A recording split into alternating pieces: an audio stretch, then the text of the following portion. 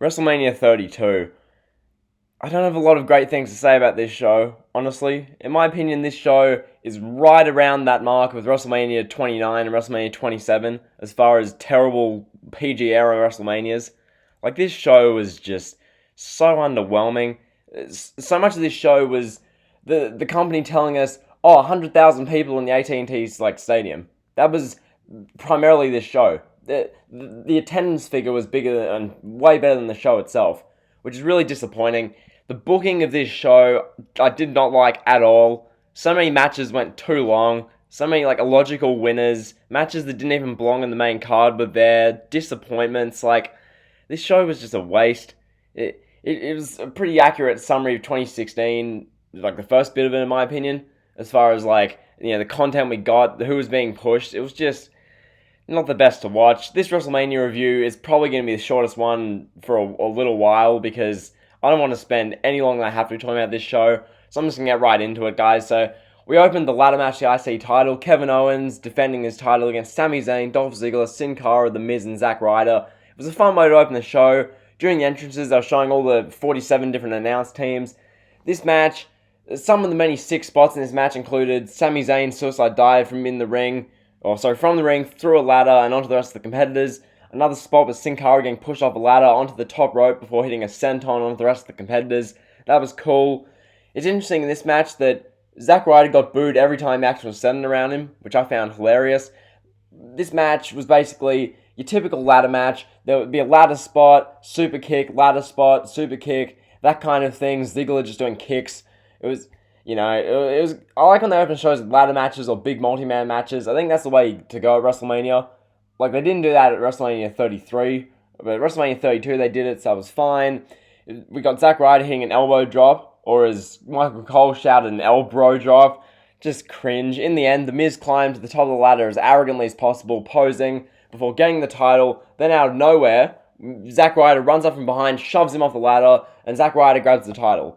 So Zack Ryder wins the Intercontinental Championship. Okay? I gave this match 3.5 stars. Yeah, it was a ladder match. It was, 5 guys wrestling outside the ring, 2 guys in the ring, they do a spot, another 2 guys come in, they do their spot, everyone else is just wrestling on the outside. Classic ladder match, 15 minutes 23. Zack Ryder, of all people, yes, Zack Ryder, this was 2016. This wasn't the 2011 Zack Ryder who had that internet push because of the fans demanding he got a push and then he won the US title from Ziggler. This was just random and out of nowhere. I don't know why Zack Ryder was in this match. Why was he the Intercontinental Champion here? This made 0 sense. No booking credibility there. Anyway, we move on to the next match. AJ Styles vs Chris Jericho. The whole thing for this match was Chris Jericho telling everyone who AJ Styles is because AJ Styles had no clue how to cut a promo in his first few months in the company. Literally every interview was Jericho telling everyone Styles has wrestled all over the world, he's a great talent. And basically the pre-match package for this, genuinely Chris Jericho sitting in a dark room angrily watching AJ Styles matches. That's what every smart does. Why is Jericho doing that? So, anyway, the most interesting thing about this whole match was literally the attires the 2 guys are wearing. Jericho had this awesome purple, grey, and blue attire with the trunks and whatnot, before Styles was wearing his red and white gear. The match itself, I honestly found boring. Some people probably enjoyed it. It was a fairly basic wrestling match for it felt like nearly 20 minutes. These 2 guys, it could have either been faster paced, the time could have been down a bit. That's a recurring theme with WrestleMania 32. The matches just went too long, given who was in them. Okay? Especially later on in the show. But here, 17 minutes, 10 seconds this went.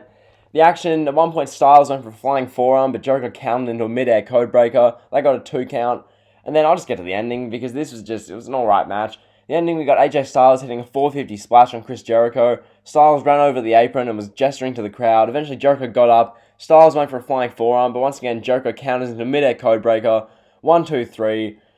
It went 17 minutes. It could have gone 10 to 12 and been probably better. I gave this 3 stars. Just nothing amazing. It was a good match, but it just dragged too long. So from here we go backstage. New Intercontinental Champion Zack Ryder is interviewed. He talks about how happy he is to be IC Champion. He talks about how he took a picture with Razor Ramon when he was a kid, and now he'll take another one with him, only this time Ryder's the champion. So that was cool.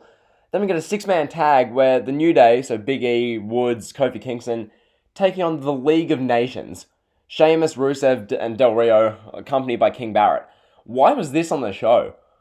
I remember that this time, the end of 2015 was insufferable on Raw. 2015 was a bad year for Raw and SmackDown, but oh my god, November and December especially were dreadful months. I remember the one after TLC where Reigns won the title was good, but literally every other show was piss poor, just dire. It was the League of Nations just cutting 15-minute promos as they did these big faction wars, and everyone was saying it was, it's epic because there's the Wyatt family, the ECW originals, Reigns and his Samoan family in the League of Nations. That didn't make great TV at all. Anyway, the New Day gave me the highlight of the show up to this stage. They came out with a big box of Bootios with their music playing. The box falls over, Serial falls out, and they come out in Transformers costumes. That was great. The New Day made a sick entrance here. The match didn't compare to the entrance, though. I'd give the entrance 5 stars. The match itself was nothing special. It went nearly 10 minutes, and it was basically just the League of Nations working over the New Day guys. My highlight was Del Rio's stomp to Kofi that looked brutal. In the end, Xavier Woods couldn't match the numbers because he was being beaten down by the League of Nations. Barrett hits a bullhammer on Xavier while the ref wasn't looking. Then Sheamus hit a brogue kick on Woods for a 1-2-3 to end the match. So after the match, the only notable part of this whole thing happened. The League of Nations are cutting this promo about how they own the company and whatnot, just this typical heel promo, and how Barrett says that no unit in WWE history can beat them. So then HBK, so Shawn Michaels, Mick Foley, and Stone Cold Steve Austin come out, which, cool, it's great to see legends at WrestleMania, but, it was fine. I think it wasn't that great. From here, they charge the ring, lay out the League of Nations, the New Day jump in the ring and they start dancing, Kofi gets Shawn Michaels to twerk, Big E gets Foley to dance, and Xavier was trying to get Stone Cold to dance. Austin starts to dance before, he doesn't really, but he motions he will. Then he stuns Xavier Woods, starts drinking a beer as he's flipping off the crowd. So that was good. I gave this 2.5 stars. This was just nothing special. This didn't belong at WrestleMania. The Legends thing was alright, as Cole was shouting, it's a WrestleMania moment. The New Day's entrance is better than the Legends thing, but it's cool to see Austin at WrestleMania. Always will be. From here we see WWE Network commercial, whatever. Then we go No Holds Barred match, Brock Lesnar versus Dean Ambrose. So disappointing. Brock versus Ambrose, and this match was just run of the mill. I mean, I hear stuff with this about how both guys blame the other. So Ambrose blames Lesnar, and Heyman blames Ambrose for the match being as disappointing as it was. Neither guy really wanted to put in that much for this match. Anyway, the WrestleMania 32 stage with a big star on it looked cool for Ambrose's entrance. I thought it was nice. So while Ambrose is coming out, it's just this never-ending spiral. The thing looked pretty cool. Anyway, the match itself begins with Brock hitting 2 German suplexes. Ambrose tries to use a kendo stick, but it doesn't hurt Brock, who hits 3 more German suplexes. Brock then proceeded to just toy with Ambrose for a couple of minutes. Ambrose eventually hits a low blow, which leads to Ambrose's biggest run of offense in the match. In the end, Ambrose gets Barbie, so the barbed wire baseball bat. He brings it into the ring to hit Lesnar, but Lesnar ducks before hitting Ambrose with a German suplex onto a pile of steel chairs. Then Lesnar picks up Ambrose for an F5ing him on the steel chairs, 1, 2, 3. Overall, there were 13 German suplexes in this match. Does this need to happen? I gave this 3 stars. This was so disappointing. For what this could have been 4.5 stars. But this match gets 13 minutes, and Undertaker versus Shane McMahon gets half an hour. Triple H versus Reigns gets 28 minutes. Styles and Jericho gets 17, but this gets 13. Even the timings, I don't understand with this show. WrestleMania 32, I just don't get what they were going for with this. So yeah, Brock beats Ambrose, 13 minutes 6 seconds. I gave this 3 stars. Then they recap the 2016 Hall of Fame class, just like they do every year. Pretty much Sting is the main guy here, so that was cool. Then we go to the triple threat match for the Women's Championship. This was the first match of the Women's title. Charlotte Flair with Rick against Sasha Banks with Snoop Dogg, and then Becky Lynch, who has no one. This match was for the title that Lita officially reinstated on the kickoff show, the WWE Women's Championship, as Michael Cole would say. Becky Lynch comes out first with her wacky entrance with the glasses and the smoke and all whatnot. Then we get Sasha Banks coming out, so Snoop Dogg sings her out. That was cool. Charlotte made the big Flair robe entrance, which is apparently the same robe Ric Flair wore at WrestleMania 24, which is cool. This match was the match of the night in totality. Just without doubt, match of the night. Charlotte at one point locked in a figure 4, but she couldn't get a figure 8 on Becky because Becky had worked over one of Charlotte's arms. Then Sasha hits an Eddie Guerrero frog splash to break it up. The crowd was pumped during this match. which was the exact opposite compared to the Vicky Guerrero Divas title invitational WrestleMania 30 that I'll talk about in a coming video. The spot of this match was Charlotte's incredible moonsault off the top rope onto Sasha and Becky, who were standing at the outside of the ring. This looked better than the one she does nowadays. Like, she actually landed, properly. There was a spot where Charlotte had Sasha on, in an electric chair, but Becky hit a dropkick to break it up. Then we had a 2-minute stretch where each lady locked in their own submission on each other, which, that was alright. But anyway, I remember in 2015 that WWE named a stable the Submission Sorority. Just, this company's awful. In the end, Sasha Banks locked in the bank statement of Becky Lynch, then Charlotte breaks it up. Charlotte throws Sasha to the outside. Charlotte then locks in the figure 8 on Becky Lynch. Sasha Banks is trying to get back in the ring to break it up, but Ric Flair is holding a leg to stop her from doing so. Therefore, Becky Lynch has no choice to submit. Therefore, the new WWE Women's Champion, Charlotte Flair. Fireworks are going off. Great moment. If they had Sasha win the match, it would have been better, but Charlotte gets the win at WrestleMania. She's a Flair. What do you expect? 4 stars I gave this. 16 minutes. This is, by far my favourite match of the night. And then we moved on to a match that I did not understand why this went as long as it did. Undertaker vs Shane McMahon. So, a Hell in a Cell match where if Shane McMahon won, he would take control of Raw, and Undertaker would not be allowed to compete at WrestleMania again. So right there, with that Undertaker WrestleMania stipulation, you knew Undertaker was going to get the win here. Because Undertaker, he lost at 30 to Brock, and it's the Undertaker. He's not just going to lose WrestleMania to Shane, so you knew what was going to happen. It was very predictable. The video package for this match went about 5 minutes long. It was building up this match as if it was the biggest match in WrestleMania history, which is just over-dramatic BS. Shane made his entrance. He was dancing. His dollar bills came from the ceiling, so basically the same as JBL from WrestleMania 21. Then the Undertaker came out for his infamous WrestleMania entrance. The match went half an hour, so it was 30 minutes of Shane McMahon, who looks way older than he is because of the grey hair, against a 50-year-old Undertaker. This was just... whatever. It just dragged on and on. The only thing about this match that was memorable was the spot, which I'll get to in a moment. That was basically, before the spot, we got Shane McMahon putting a trash can on Undertaker's face before hitting a coast-to-coast. That was cool. This match found its way outside of the Hell in a Cell structure where they were beating each other down and doing damage. Shane hit Taker in the head with a monitor, which laid out Taker on one of the 400 announce tables at ringside. Shane then climbs up to the top of the Hell in a Cell structure. From there, we had the most extreme moment of the PG era, or one of them. Shane McMahon was standing on top of the Hell in a Cell structure for a couple of moments. He did the prayer thing, and then he jumped off the cell onto the Undertaker through the table. Watching that live is a moment I'll never forget.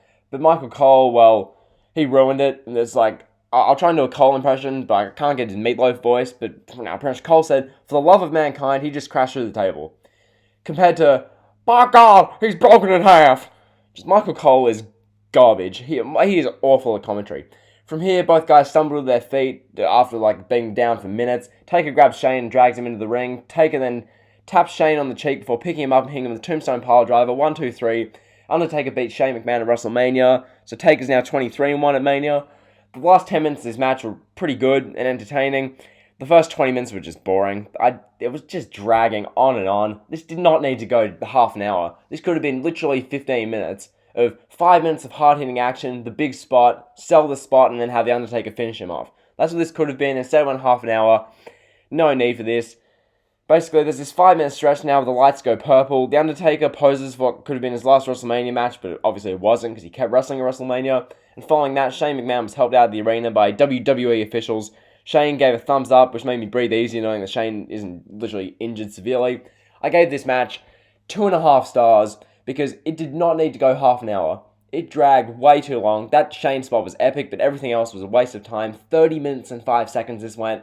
Absolutely nowhere near as good as the WrestleMania 28 Hell in a Cell match. So, that being said, we go to Renee Young, Corey Graves, Booker T, and someone else on the panel, whatever. And then we go to the 3rd annual Andre the Giant Memorial Battle Royal. Why was this on the main show? Perhaps the thing with this one, Mark Henry, Big Show, Diamond Dallas Page, and Shaquille O'Neal. So Shaq, Big Diesel, Big Aristotle, they were all in the match. They made their entrances, those guys got entrances, the rest of them just didn't because they're all jobbers who need a WrestleMania spot. Having Shaq in this match gave me an actual reason to care. During the match, commentary was awful. Michael Cole would say, "Chuckalaka," and JBL would say something like, you didn't just say that, Maggle. Commentary is just so bad. Anyway, the match begins with Shaq and Big Show eliminating jobbers. Then the jobbers gang up and throw both of them over. It was annoying to see Shaq get eliminated because I'm a fan of his and he should have won the match. Because compared to what they ended up going for, Shaq winning was just a better option. The match itself progressed like usual Battle Royal. Tatanka was in the match as well. Forgot to mention that. Anyway, the ending to this match saw Kane grab Darren Young. I think it was Bo Dallas as well around the throats. Kane eliminates both of them, but before he can turn around, Baron Corbin just tosses him over to win the Andre the Giant Memorial Battle Royal. I'm just glad, it wasn't as bad as it could have been. I mean, Baron Corbin winning is not great, but you could have had Darren Young win or something. So Corbin wins the third ever Andre the Giant Memorial Battle Royal. This got 9 minutes 41, and I gave it 2.5 stars. So another just underwhelming, mediocre match. From here, what they did, I did not understand this at all. We got the Dallas Cowboys cheerleaders coming out and dancing to Thunderstruck, which I no clue why this happened. At this point, we're literally 3 hours 50, 4 hours into the show. We're deep into WrestleMania. So we got the Cowboys cheerleaders pissing around. From here, The Rock comes out with a flamethrower. His entrance legitimately goes on for 5 minutes. He's walking along the giant stage, side to side with the flamethrower, just posing for the crowd. The Rock gets in the ring eventually, so he makes his long walk down the ramp. He gets the crowd going by doing his catchphrases and being The Rock. Then he proceeds to announce the Dallas crowd has broken the WrestleMania attendance record. There are fireworks, that goes off, whatever. Then the lights go out and Bray Wyatt's family come out. So the image of AT&T full of fireflies was great, but this whole thing just dragged on and on. You didn't need The Rock to come out to announce the attendance figure. Could have had The Rock in some other way that wasn't this. From here, Wyatt cuts a promo about how it isn't The Rock's moment or Dallas's moment, it's his moment. The Rock makes some funny one-liners about Wyatt, which I say they were funny. They were alright. As far as Rock lines, these weren't the greatest, but it was fine. Eventually, The Rock has a match with Eric Rowan. Why Rowan? Rock literally hits him with a rock bottom and pins him. That's a 6-second match here. After the match, the Wyatt family gets up in the apron and surround The Rock. Then Cena's music hits. Cena comes down, and together, Cena and The Rock clear out the Wyatt family. So from the moment we got The Rock's music hitting to the moment they were finished this segment, it took 25 minutes of the show. With the entrances and the promo and the match, this just went way too long. This didn't need to happen. This show, you could have trimmed an hour and a half off this show if you took out all this BS. So anyway, I'll move on to the main event. By the time this came around, I was just done with this show. After that 30-minute Shane and Undertaker match, after that Rock thing that went for 25 minutes, after a bunch of the matches went on too long, Brock and Ambrose was being a disappointment. So we finally get to the WWE World Heavyweight Championship match. Triple H defending against Roman Reigns. Triple H's WrestleMania entrance was cool. This year he had Stephanie on a throne making this battle cry before she introduces Triple H, who's in the green lighting. Meanwhile, there are guards along each side of the ramp. That was cool. Triple H's entrance always sick. Roman Reigns' entrance was greeted with heavy boos. This match should have main evented after 4 hours on the show, but I just don't agree with it. Having this happen 4 hours in, and we get this, and this dragged as well. This dragged big time. So this match also, as I mentioned before, it went for nearly half an hour. The first 10 minutes of this match was genuinely just Triple H beating down Reigns in the ring. That was it. There's nothing even to review. It was just Triple H punching Roman Reigns for 10 minutes. They finally went outside the ring and Triple H hit a swinging neckbreaker to Roman Reigns onto the ringside floor. That looked cool. Roman Reigns got back into the ring. Reigns had a 2-minute long run where he hit all his signature moves. I can't stop paying attention to this match, honestly. I'm not trying to review this, but I just zoned out. Then I look up and I see Roman Reigns come in like a steam train and spear Triple H to the ringside barricade. You expect that from Reigns in Reigns matches. Then this match became about Triple H working over the arm of Reigns. The ending to the match saw Stephanie hand Triple H a sledgehammer. Triple H went to use it, but Reigns hit him with a Superman punch. Reigns hit a Superman punch on Triple H. Triple H got back up to his feet before being greeted by a spear from Reigns. 1, 2, 3. So Reigns wins the WWE World Heavyweight Championship. A near 5-hour main show ends with Roman Reigns holding the world title. Oh, this company, man. So I'm basically just going to wrap this review up pretty quickly. Basically, this whole show, the main event I gave 2 stars, 27 minutes, 11 seconds. Way too long that match went for. Overall, I'm giving this show a D.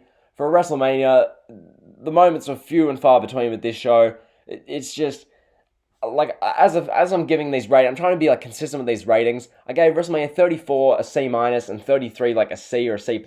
I can't give this show anything above a D or a D+, so I'm giving it a D.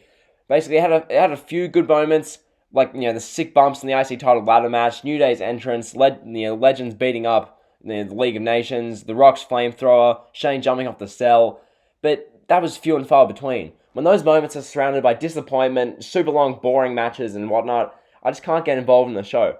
This main card itself went for nearly 5 hours, and literally, this could have gone for 3.5 if you actually trimmed down a lot of the crap on this show. Let alone the kickoff, which was 2 hours in itself. I didn't even think about watching. My match of the night was the Women's Championship Triple Threat, mainly because of the entrances and the in-ring work. The ending with Charlotte winning, I was okay with. My least favourite match of the night would probably be the main event or Undertaker Shane. I just didn't care for either of those, and combined they went for an hour. So, all in all, WrestleMania 32 had some good WrestleMania moments, but the show was just way too long. And with the ending with Reigns, just don't care.